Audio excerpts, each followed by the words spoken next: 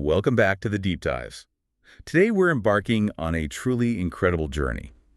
The one that takes us right inside, well, probably the most complex machine we know, the human body. It really is amazing when you stop and think about it. Totally. I mean, just think from the tiniest twitch of an eyelid to a full-on sprint. Every single movement relies on this breathtaking symphony of biological engineering. You sent us some absolutely fascinating materials that really pull back the curtain on the very building blocks of our ability to move.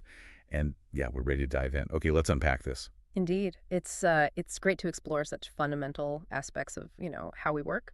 For this deep dive, we're going to explore the core components that make movement possible, starting small, really small. Topic. Exactly, the intricate world of muscle fibers. And then we'll zoom out, look at the bigger picture, the robust architecture of a skeletal system. My hope is that by understanding these details, these sort of precise mechanisms, you'll gain a whole new appreciation for the ingenious design of your own body. How perfectly it's adapted for motion. And our mission today, as always, is to pull out the most important nuggets of knowledge from these materials you've shared. Yeah. Give you a crystal clear perspective on how our bodies are designed for motion. Right, without getting bogged down in all the jargon. Exactly. We want you to feel empowered by the detail, not, overwhelmed. All right, let's kick things off with something I find really fascinating. The energetic engines that power us. Muscles. It's easy to just think of them as one big group, right? All doing the same thing. But turns out our sources show it's not that simple. Not all muscles are created equal. That's a key point. This is where it gets really interesting. Not all muscle fibers function the same way, even though they all help us move. That's a crucial distinction, yeah. The materials make it clear there are two primary types of muscle fibers. Two types. And you can tell them apart by how they look, but more importantly, by how they generate energy. That difference is fundamental to the versatility of our muscles. Like having different tools for different jobs. Kind of. It's almost like our body has both a marathon runner and a sprinter built right into its fabric. Okay, let's start with the marathon runner, then the red muscle fibers, the endurance specialists. Right. Their name gives it away a bit, doesn't it? Reddish appearance. But why red? What's the deal there? That reddish color. It comes down to a high content of myoglobin. Myoglobin. Okay. Think of myoglobin as the muscle's own little oxygen storage tank. It's a protein that binds and holds onto oxygen right there in the muscle cell. Ah, okay. So it's packed with oxygen. Exactly. And these fibers are also loaded with plenty of mitochondria. The powerhouses of the cell, right? Precisely. And these mitochondria use all that oxygen stored by the myoglobin to produce ATP, which is the energy currency of the cell. So it's an aerobic process using oxygen. Absolutely. These are aerobic muscles, perfectly designed for sustained energy generation. They don't fatigue quickly. And digging into the sources a bit more, these red fibers also have more blood vessels. Yep. Makes sense, got to deliver that oxygen. Yep. Keeps the supply chain going. The sources also mention their sarcoplasmic reticulum, the SR, which handles calcium, is less developed. Less Ca2 plus involved compared to the other type. What does that tell us? That's a great observation. The SR is like the muscle's internal calcium battery, Calcium is the trigger for contraction. Right. So with a less developed SR and lower calcium flow, red fibers are geared for a slower, more sustained kind of contraction. It all fits together. So rich oxygen supply, low mitochondria, aerobic energy, slower calcium release. All equal suitability for prolonged, sustained activities. They're built for the long haul. Endurance. Can you give us a specific example? Where would we find these predominantly? Sure. Think about the pectoralis major muscle, that big chest muscle. It's got a significant concentration of red fibers, helps with things like maintaining posture or repetitive movements that need steady, ongoing effort. Okay, got it. Now let's flip to the other side, the power sprinters. White muscle fibers. The quick burst specialists. Their name suggests pale or whitish appearance. Yeah. Why the lighter color? Well, it's basically the opposite reason. They have a very low quantity of myoglobin compared to red fibers. No high myoglobin content, no strong reddish hue. It makes sense. And energy-wise? They have few mitochondria. And they mainly rely on an anaerobic process for energy. Anaerobic. So without oxygen. Correct. They don't need oxygen in the same immediate way for ATP production. This lets them generate energy very quickly, but it burns out fast. Exact. Quick bursts. And the sources mirror this: less blood vessels compared to red fibers, which fits the anaerobic strategy. And here's the kicker. The amount of sarcoplasmic reticulum is high. So SR more, meaning more C2 plus A. Yes. That's the key to their speed. A highly developed SR means a much greater capacity for rapid calcium release. Like opening the floodgates. Pretty much. That immediate surge of calcium is the chemical go signal, tells these fibers, contract NOW, and forcefully. So low myoglobin, few mitochondria, anaerobic energy, fast calcium handling. It all gears them for quick, powerful movements, but like you said, they're short duration. Think a sudden jump, lifting something heavy, a quick dash. And an example muscle for these white fibers. Well, eyeball muscle is a perfect one. Really? The eyeball. Yeah. Think about how fast your eyes need to move. Incredibly rapid, precise movements, often in quick succession, but they don't need to sustain that force for ages. Speed and agility. Wow. That makes perfect sense, actually. What's truly fascinating here, I think, is how these tiny microscopic differences, myoglobin levels, mitochondria numbers, energy pathways, even how developed the SR is, translate into such dramatically varied capabilities in our everyday movements. It really is brilliant. Specialization at its finest. Allows us to be both endurance athletes and power sprinters, sometimes using different muscles, sometimes even within the same muscle group. That's a fantastic overview of our internal engines. So, okay, these muscles provide the power, but what do they actually pull against? What gives us our shape, our structure? Ah, good transition. Now that we've covered the active movers, let's shift to the stable framework they operate on. Right. That brings us neatly to the skeletal system. This is the foundational blueprint for all movement. The framework. Exactly. Our sources define it as a framework of bones and a few cartilages. And its role in movement is just huge. Significant doesn't quite cover it. Yeah, I mean, the source had that vivid example. Oh, yeah. Imagine chewing food without jaw bones and walking around without the limb bones. Impossible. Totally impossible. This system gives us form, it provides the leverage points for muscles to pull on, and it protects our vital organs. Super important. And it's made of those two specialized connective tissues. Right. Bone, which has that very hard matrix thanks to calcium salts. Hard and strong. And cartilage, which is slightly more pliable, its matrix has chondroitin salts, gives it a bit more flex. And in us humans, the whole system is made up of 206 bones and, as you said, a few cartilages. 206. That's the standard count for an adult human. And these bones aren't just jumbled together, are they? There's an organization to it. Oh, definitely. A very clear organization. It's divided into two principal divisions, the axial skeleton and the appendicular skeleton. Axial and appendicular. Okay. Each part has distinct roles, but they work together seamlessly. Let's start with the core then. The axial skeleton, that's 80 bones, right? Along the main axis of the body. Exactly. Think skull, vertebral column, sternum, ribs, basically the trunk and head. So the skull. More complex than just a bone box. Much more. It's composed of two main sets of bones, totaling 22 bones. You've got the cranial bones. There are 8 of those forming the hard, protective helmet, the cranium for the brain. Protecting the important stuff. Absolutely. And then the facial bones, 14 skeletal elements making up the front of the skull. Structure for our face, our senses. And tucked away in there, the sources mention that unique single U-shaped hyoid bone. Base of the buccal cavity, it says. Yeah, the hyoid is fascinating. It's the only bone in the body that doesn't directly articulate or connect with any other bone. Weird. What does it do? Crucial for speech and swallowing. It supports the tongue muscles. And don't forget the ears. Each middle ear has 3 tiny bones, the malleus, incus, and stapes. Collectively, the ear ossicles. Smallest bones in the body. Yep. Vital for transmitting sound vibrations. Now, how the skull connects to the spine is also interesting. It articulates with the top of the vertebral column using 2 occipital condyles. 2 connection points. Right, which makes our skull a dicondyllic skull. This allows for that precise nodding and turning movement of the head. Okay, moving down from the skull. The vertebral column. Spine. The spine, yes. Our sources describe it as the dorsally placed main framework of the trunk, extends from the base of the skull down. Made of 26 serially arranged units called vertebrae. A stack of bones. Essentially, yeah.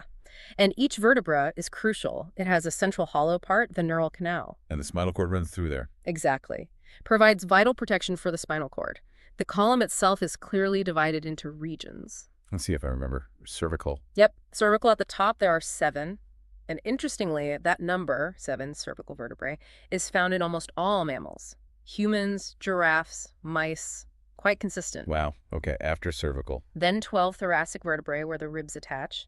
Then 5 lumbar in the lower back. Below that, the sacral region, which is actually 5 vertebrae fused into one solid bone in adults. Fused for strength. Seems likely, yeah, forms the back of the pelvis. And finally, the coccygeal region, also fused, usually from 4 small vertebrae into the tailbone. And that very top vertebra, the Right. first one, the atlas, right? Yeah. That connects to those occipital condyles on the skull. That's the one. The atlas allows for the yes nodding motion. So the vertebral column isn't just support. Oh no.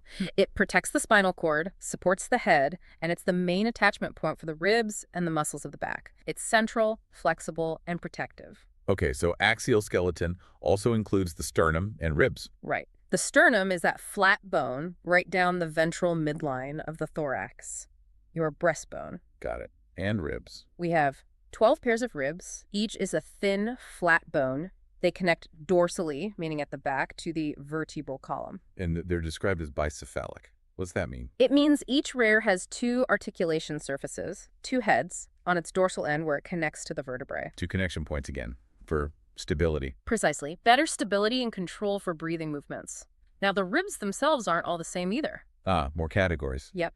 The first 7 pairs are true ribs. They attach at the back to the thoracic vertebrae, and at the front, they connect directly to the sternum using hyaline cartilage. That's slightly flexible cartilage again. Right, allows the chest to expand when you breathe. These true ribs form the main part of that protective cage. Yeah, then what about the rest? Pairs 8, 9, and 10 are called vertebrochondral, or false ribs. They still connect to the vertebrae at the back, but at the front they don't connect directly to the sternum. Instead, they sort of piggyback onto the cartilage of the 7th rib. So indirect connection. Exactly. A bit more flexibility, perhaps. And finally, the last 2 pairs, 11 and 12, are floating ribs. Floating. Yeah, they connect to the vertebrae at the back, but they are not connected ventrally at all. They just end. They mostly protect the kidneys from the back. Wow. Okay, so thoracic vertebrae, ribs, sternum. Together they form the rib cage. That's it. Crucial protection for the heart and lungs, but still dynamic enough for breathing. Okay, that covers the axial skeleton. Now let's shift to the parts that let us, move around and interact with the world. The appendicular skeleton. Right. Limbs and the bits that connect them. This consists of the bones of the limbs along with their girdles. Girdles, like belts. Sort of. They're the structures that attach the limbs to the axial skeleton. And incredibly, each limb, arm, or leg is made of 30 bones. 30 bones in just one arm. Wow. Yeah, it allows for amazing complexity of movement. Let's look at the bones of the hand or forelimb. You've Yeah. got the humerus in the upper arm. Long bone there. Then the radius and ulna in the forearm, which allow for rotation. Like turning your palm up and down. Exactly. Then you get into the wrist and hand, carpals, those are the wrist bones, 8 of them, metacarpals, the 5 palm bones, and phalanges, the 14 bones making up your fingers or digits. 8 plus 5 plus 14. Mm. Plus humerus, radius, ulna. Yep, that's 30. Incredible design for dexterity. Truly is. Now the bones of the legs, or hind limb, similar pattern, but built more for strength and support. You start with the femur, the thigh bone. That's the longest bone in the body, isn't it? It is indeed. Massive leverage for walking, running, jumping. Then the lower leg has the tibia, the main shin bone, and the fibula alongside it. Tibia and fibula. Okay. Then the ankle and foot. Tarsals, the ankle bones, there are 7 of those. Metatarsals, the 5 bones forming the arch of the foot. And phalanges, again, 14 bones for the toes, or digits. 7 plus 5 plus 14. Okay. Plus femur, tibia, fibula. Wait, that's 29. What am I missing? Ah, good catch. There's one more. Oh, the source mentioned a cup-shaped bone called patella. Covers the knee ventrally, the kneecap. Exactly. The patella makes 30. It protects the knee joint and helps the quadriceps muscle work more effectively. Okay, 30 bones per limb. Now, how do these limbs connect? You mentioned girdles. Right. The girdles. The pectoral girdle connects the upper limbs, arms, and the pelvic girdle connects the lower limbs, legs, to the axial skeleton. Each girdle is formed of 2 halves, one for each side. Let's do the pectoral girdle first to the shoulder. Each half has a clavicle and a scapula, right? Correct. The scapula, or shoulder blade, is that large triangular flat bone on your back. Sits between the 2nd and 7th ribs, roughly. Okay. It has this ridge on the back called the spine, which projects outwards to form a flat process called the acromion. Acromion. And the clavicle, your collarbone, articulates with this acromion. Just below the acromion, there's a shallow socket called the glenoid cavity. And that's where the arm bone connects. Precisely. The head of the humerus fits into the glenoid cavity to form the shoulder joint. It's a ball and socket joint, which allows for that incredible range of motion in our shoulders. And the clavicle itself, the collarbone. The source says it's a long, slender bone with two curvatures, kind of S-shaped. Yeah, it acts like a strut holding the shoulder joint away from the main trunk, allowing more freedom of movement. Okay, that's the pectoral girdle. Now the pelvic girdle, the hip. This consists of two coxal bones, one on each side. And each coxal bone is actually formed by the fusion of three separate bones during development: the ilium, the ischium, and the pubis. Three bones fused into one coxal bone. That's right. The ilium is the large, flaring upper part you can feel at your hip. The ischium is the lower back part you sit on. And the pubis is the front part. And where they fuse, there's another socket. Yes, at the point of fusion, there's a deep, cup-shaped socket called the acetabulum. This is where the head of the thigh bone, the femur, articulates. Ah, another ball and socket, but sounds much deeper than the shoulder's glenoid cavity. Much deeper. Which makes sense, right? Mm-hmm. The hip joint needs more stability for bearing weight and powerful movements like walking and running. Less range of motion than the shoulder, but much more stable. Makes sense. And the two halves of this pelvic girdle meet at the front. They do. They meet ventrally to form the pubic symphysis, and the connection there uses fibrous cartilage. Fibrous cartilage, different from the hyaline cartilage in the ribs. Yes, fibrous cartilage is much tougher, less flexible, provides a very strong, stable connection at the front of the pelvis, exactly what you need at the base of the torso. So if we, connect all this back to the bigger picture, you can really see how this skeletal framework provides the essential leverage and support. Structure. Exactly. While the muscle fibers we talked about earlier, the red and white ones provide the specific types of power and endurance needed. Like the quick burst from white fibers for a jump, using the leverage of the femur connected at the acetabulum. Precisely. Or the sustained effort from red fibers in your back muscles, supported by the vertebral column, helping you maintain posture. It's a remarkable partnership. It really does highlight how perfectly adapted our body is for this huge range of activities, from the tiny, rapid movements of the eyeball muscles Using those white fibers? to the powerful stride using our longest bone, the femur, during a run. It's just an engineering marvel. Absolutely. And it raises an interesting question, doesn't it? How often do we actually stop and consider all this intricate machinery working away beneath the surface? Yeah, enabling simple things we take for granted. Standing up, reaching for something, even just holding your head up while listening to this deep dive. It's all a testament to the incredible design and, well, the evolutionary journey of our bodies. And that, I think, wraps up our deep dive into this fascinating interplay of muscle fibers and the intricate design of the skeletal system. Yeah, we've covered quite a bit, from the cellular level, red versus white fibers, aerobic versus anaerobic energy, all the way up to the grand architecture of the axial and appendicular skeletons. Bones, cartilage, joints. So hopefully you now have a much richer understanding of the fundamental mechanics behind, well, pretty much every move you make, whether it's running a marathon or just turning your head. So here's a thought to leave you with. Next time you move, maybe you're reaching for your coffee right now or going for a walk later, just take a second. Consider which muscle fibers might be firing.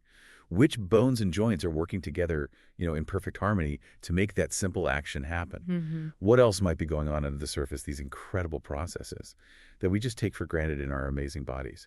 Keep that curiosity alive. Definitely something to think about. And we'll see you next time on The Deep Dive.